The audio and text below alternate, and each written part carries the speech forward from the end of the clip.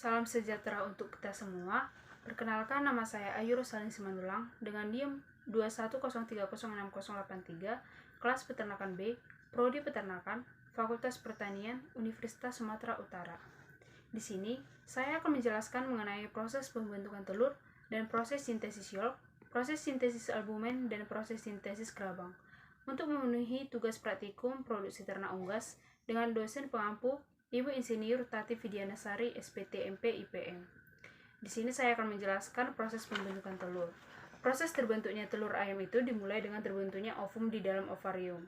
Ovum yang telah matang akan dilepaskan oleh ovarium dan ditangkap oleh infundibulum. Kemudian, kuning telur akan berada di infundibulum selama 15-30 menit tanpa adanya penambahan unsur lain. Di persimpangan infundibulum menuju magnum, terjadi proses fertilisasi. Jika terdapat spermatozoa, maka telur yang dihasilkan akan fertil. Sebaliknya, jika tidak terdapat spermatozoa, maka telur yang dihasilkan tidak fertil atau disebut dengan infertil. Selanjutnya, telur akan masuk ke bagian magnum. Di sini, albumin telur disekresikan dalam waktu sampai 3 jam. Kemudian masuk ke bagian ismus. Di sini, telur dibungkus oleh 2 selaput tipis atau membran sel. Proses ini memakan waktu sekitar 1,5 jam. Setelah membran sel terbentuk, kemudian masuk ke dalam uterus. Di dalam uterus, gerabang telur terbentuk selama 20-21 jam. Telur yang terbungkus ke gerabang lalu masuk ke dalam vagina. Di sini terjadi kutikula, yaitu penyempurnaan pori-pori telur. Setelah itu, telur akan dikeluarkan melalui kloaka. Dan proses terbentuknya telur ayam ini membutuhkan waktu sekitar 25-26 jam.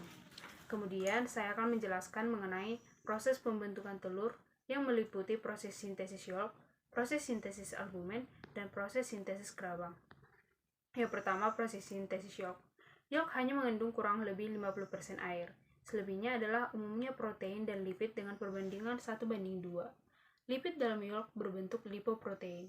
Padatan yolk mengandung phosphoprotein yang juga disebut phosphidin. Lipoprotein, lipofitelin atau high density lipoprotein atau HDL, sedangkan karbohidrat yolk adalah polisakarida dalam bentuk monoseglukosaminé.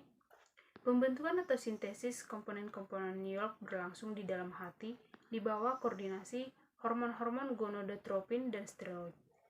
Beberapa hasil penelitian menunjukkan bahwa kenaikan level follicle stimulating hormone atau FSH pada ayam domestik terjadi pada saat menjelang fase pertumbuhan folikel yang ketiga, yaitu 15 jam sebelum ovulasi.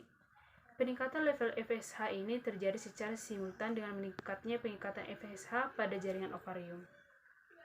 Kemudian proses sintesis albumen. Albumen terdiri dari 1. Ovalbumin yang terkandung dari 54%, kemudian ovotransferin yang terkandung dari 13%, kemudian yang ketiga ovomucin yang terkandung dari 11%, dan keempat ovoglobulins yang terkandung dari 8%, yang kelima lisosisme yang terkandung 3,5%, dan yang keenam ovomucin yang terkandung dari 1,5 sampai 3,0%. Terdapat juga beberapa protein dengan level yang sangat kecil, yaitu avidin 0,05%, flavoprotein dengan 0,8%, ovomakroglobulin 0,5%, dan ovoinhibitors 0,1 sampai 1,5%.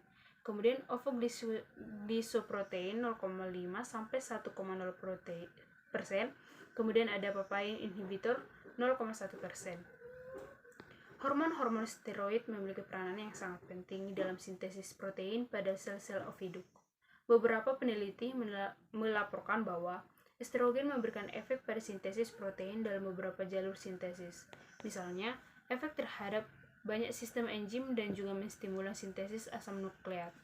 Penelitian lain menunjukkan bahwa efek estrogen dapat berupa oksigen dan sintesis messenger RNA atau mRNA.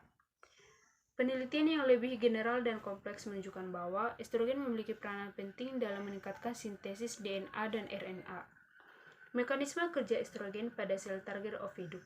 Estrogen larut dalam lipida melewati membran sel, kemudian diikat oleh reseptor estrogen.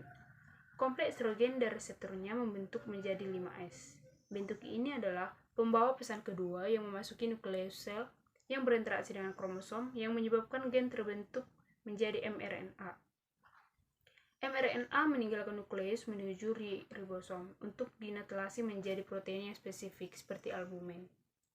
Dan yang terakhir, saya akan menjelaskan proses sintesis gerabang vitamin D memainkan peranan penting dalam regulasi metabolisme kalsium melalui pengaktifan metabolit 1,25 dihidroksivitamin D3 1,25 OH2D3 dikonversi ke dalam bentuk 1 hidroksilation kemudian 25 hidroksivitamin D3 atau 250HD3. Ini terjadi dalam ginjal. Beberapa penelitian juga melaporkan bahwa What if it's hard to find? What if you lost your mind?